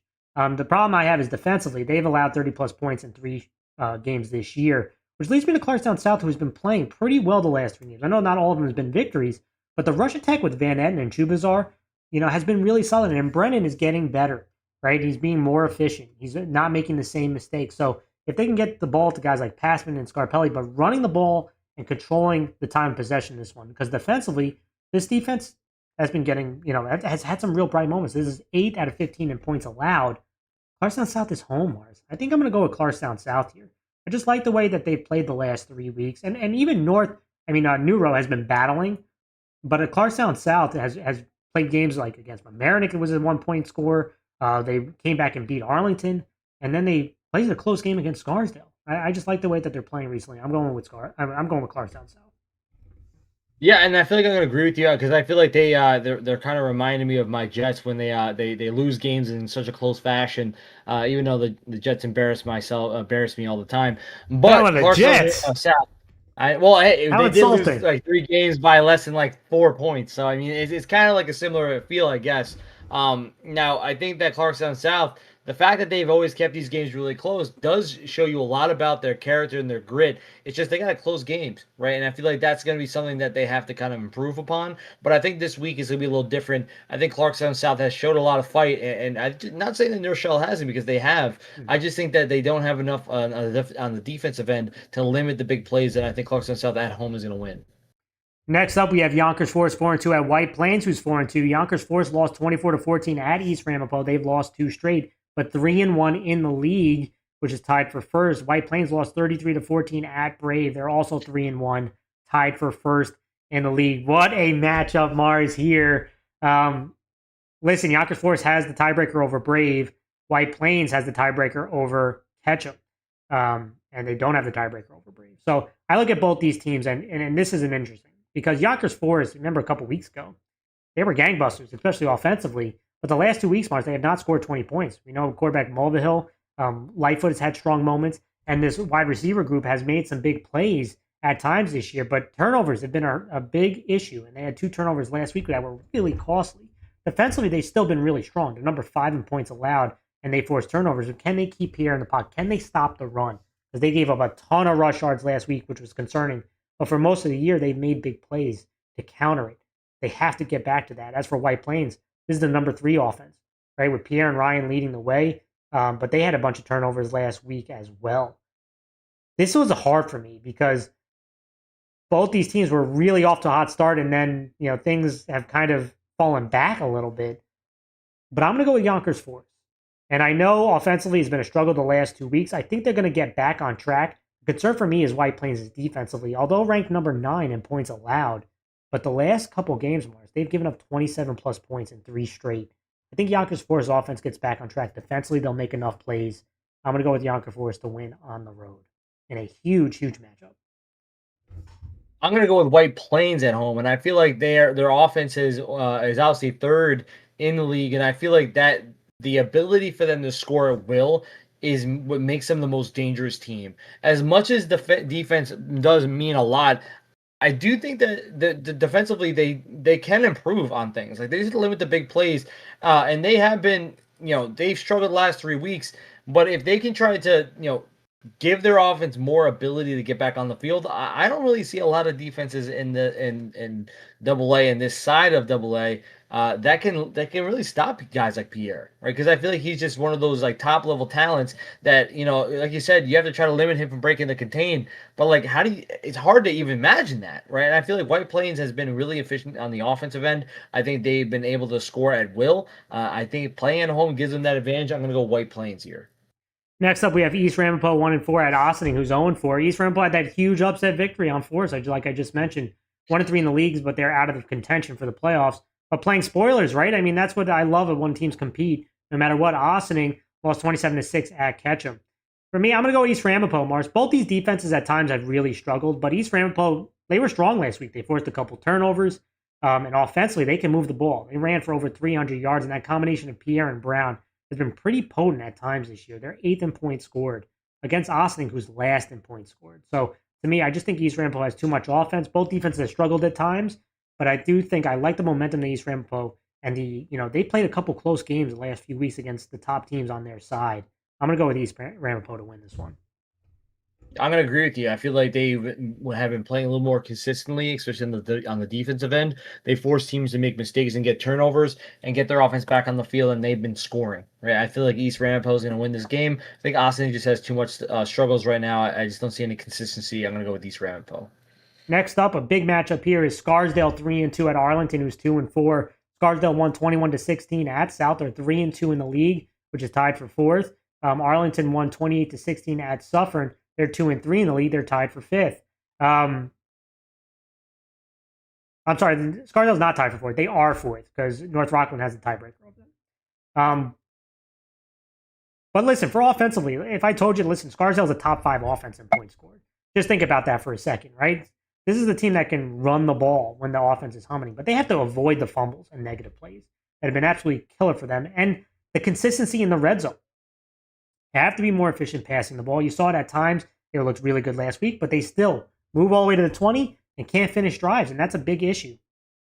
We saw quarterback Cantor have some bright moments last week, but this offense is predicated on that option run and being efficient and staying ahead of the chains because that opens up their offense. When they struggle on first down, this offense, you could see that's not where they want to play. They want to be in 2nd and 5, right? So you're looking at like Duvall and Krupkin and Brendan and Harada moving that football, running it, controlling time possession, and they wear a defense down. Defensively, they've been really strong. They're number 3 in points allowed, Mars, but they're definitely missing Green, who's a big player for them on both sides of the front. They're undersized, but they swarm, but they have to tackle better, right? That front 4 needs to get some pressure on Arlington because Arlington definitely outsizes them, right? And you look at them offensively, they've had some real bright moments. They've scored 27 plus points in 3 out of 4 games. We know quarterback Rancourt is a big time playmaker for them and receivers who can make some big plays, but the turnover bug has been an absolute killer at times for them this year. So it's in which offense are we going to see defensively? They forced a ton of turnovers last week. Burgoyne had an INT, but they have struggled at times to stop the run, even though this has been their more consistent unit. I know some teams are going to go with the home team, and I get it. Arlington is a bigger team, but I'm going to go with Scarsdale. I like the grittiness that Scarsdale play with. I'm always nervous with Scarsdale because offensively, sometimes they make me look foolish as hell because they can't finish drives. But I do think this is going to be a week where you see Scarsdale finish drives and play that tough-nosed defense that they do. Tackle a little bit better. I'm going to go with Scarsdale. Yeah, I'm gonna agree with you. I feel like Scarsdale has been really consistent. They have been having some issues on the offensive end, or they have some negative plays at times. But if they can limit the big mistakes, then I think they're gonna kind of own the time of possession. As much as Arlington has the size advantage, I think Scarsdale plays with efficiency, and Arlington has had some struggles. So I feel like they're gonna go with Scarsdale in this game, even though they're playing on the road. Next up, we have Suffern 0-6 at North Rockland, who's 3-3. Suffern lost 28-16 versus Arlington. North Rockland lost 20-7 at John Jay. North Rockland is 3-2 in the league. Suffern is 7, tied for 7th. They don't have a league win yet. Still have a chance at the playoffs, so things are still not over yet. But North Rockland has a tiebreaker over Scarsdale, which is why they're 3rd.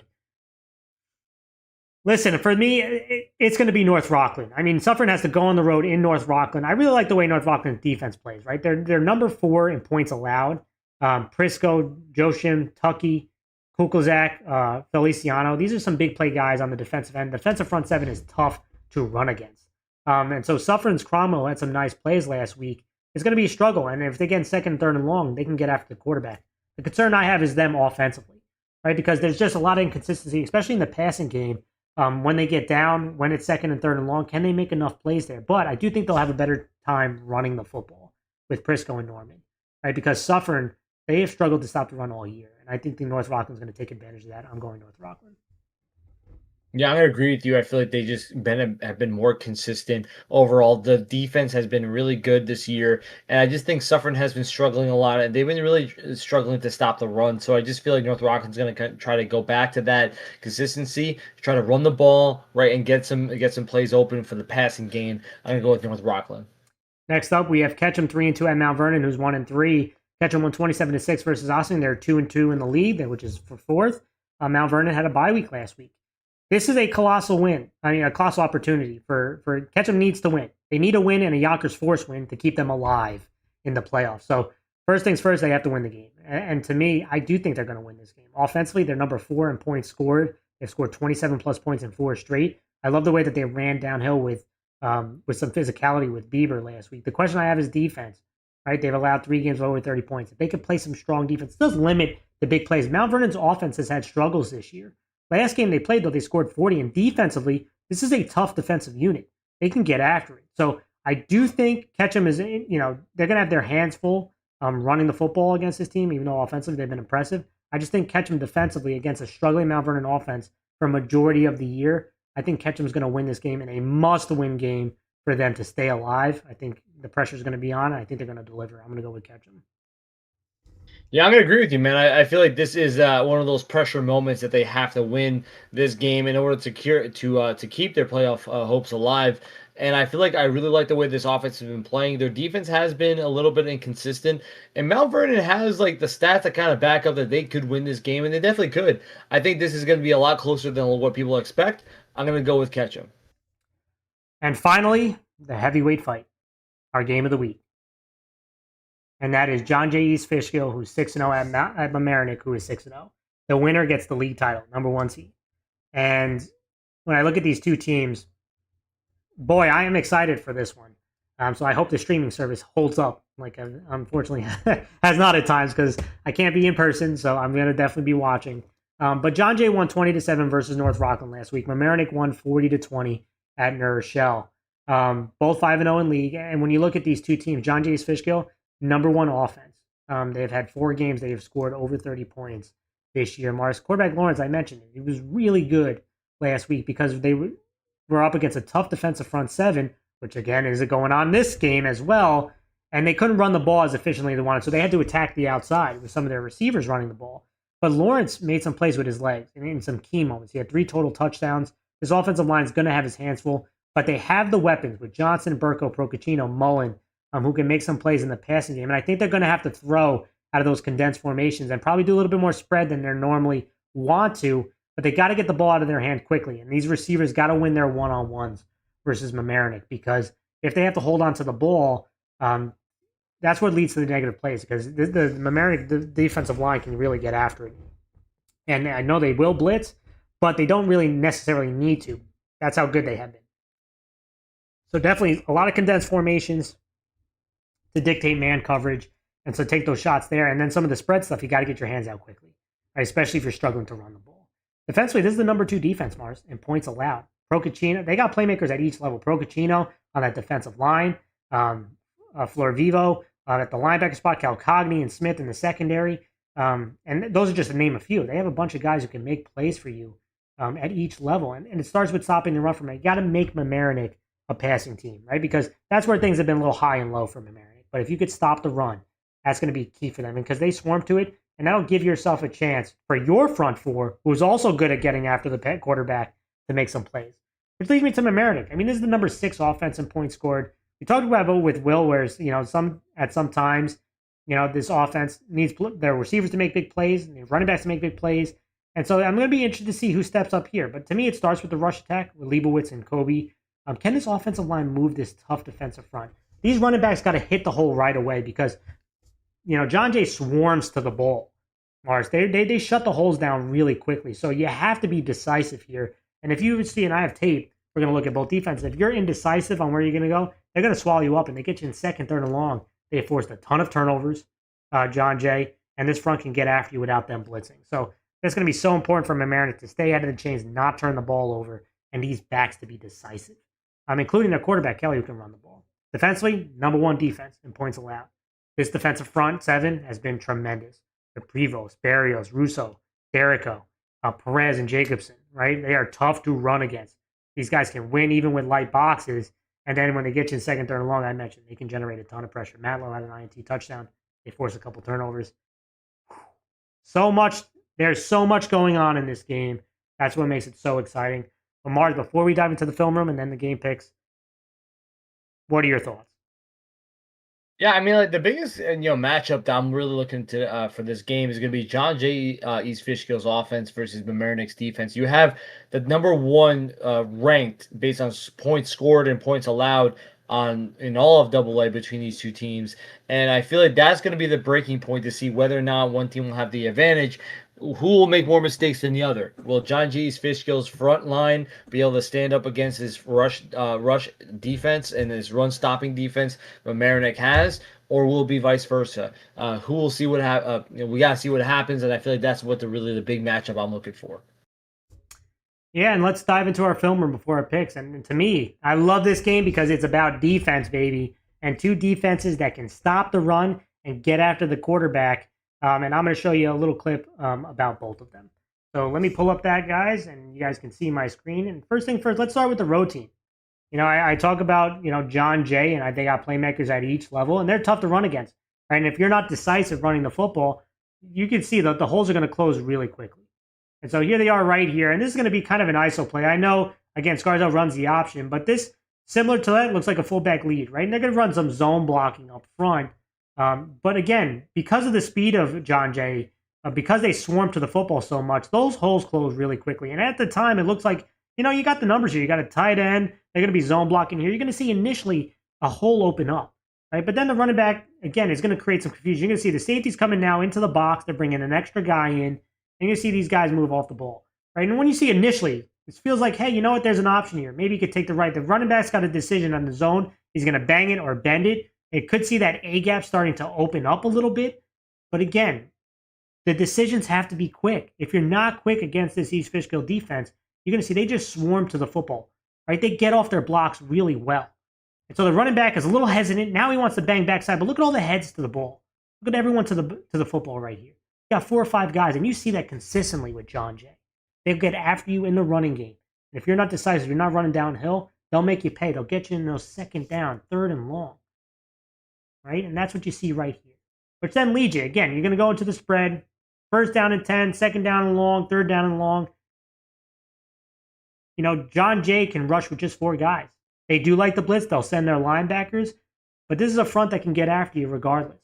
And so you're going to see here a clip against Arlington. They got a tight end. They have a flanker to the right. They have 2 receivers to the left. They're going to motion into trips, right? And they're going to try to throw it. And what's amazing, again, with this front, they can get after you, whether it's blitzing with their linebackers or just their front. And you can see they got 7 guys blocking with the tight end and running back. 7 guys. This is practically max protection almost. But watch this defensive front. Look at the penetration they caused, the power there. The pocket closing down on the quarterback by just rushing 4. Quarterback feels threatened. He's got to escape the pocket, and then they clean it up. Again, just rushing 4 there. Right? Allows you to drop 7. Allows you to, again, cause a lot of problems. Then it leads me to the other defense, Mamaroneck. This is another team that can stop the run really well. You got a tight end wing here. Right? You see, you got the tight end wing. They're going to run power football here. They're going to get some down blocks. They're going to try to down block that play side defensive end, that outside edge defender. And they want to use their power to run downhill. But Mamaroneck shows they got power, they got explosiveness. And you're going to see right at the play side and backside here. Play side, want to get that penetration. Want to shoot the gap. Want to not allow these offensive linemen pulling to get upfield. And that's what they do right here. Look at that penetration. Look at the backside. Screaming down the line. Playing disciplined football because this linebacker right here, he's responsible for the quarterback. So that's allowing this DN to crash down on these run plays. And because of so much penetration that you see, it leaves these linebackers unblocked. Allows them to clean up the plays.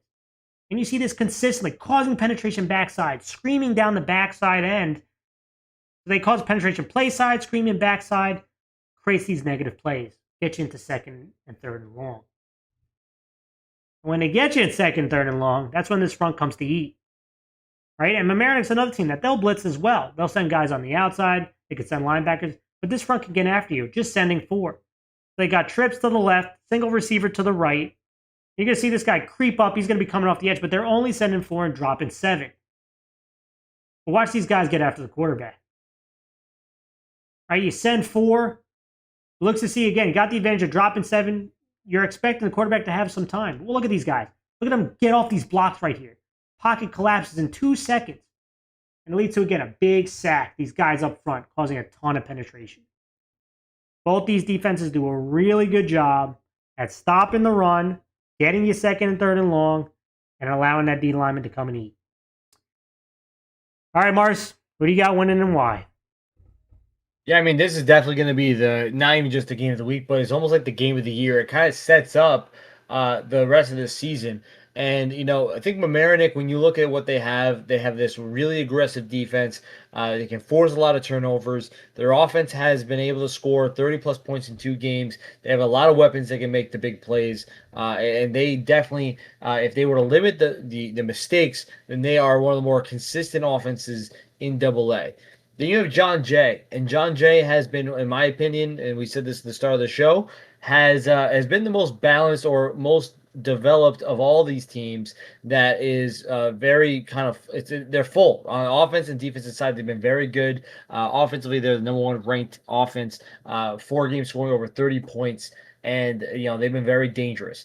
And with that being the case, I'm going to go with John Jay's Fishkill in this game. I feel like they are the most full team overall. Their defense, obviously Mamaroneck's number 1, they're number 2, right? And I think that being the case, their defense is going to step up big time and try to limit the big plays that Mamaroneck's going to try to score on, and really just bring the pressure. And I think when you give John Jay the more reps on that field, their offensive line is really going to start trying to hammer down. And I feel like because that the defense and offense in this way, they play kind of almost in sync with one another. They play very gritty offensive and defensive methods. I think that they're going to kind of own the time of possession, but I think the game's going to be really close. I don't think it's going to be a blowout or anything. I think these teams are relatively pretty close in talent. I just think John Jay just has a little bit more. I'm going to go with them. Yeah, I think this is going to be a low scoring game. I think this is going to be a very physical game. And I am very intrigued on what happens in this one, especially in the trenches on both front sevens, and offensive lines. But I got to say, listen, they both have had big wins, right? John Jay's won versus Scarsdale, won versus Arlington, won versus North Rockland.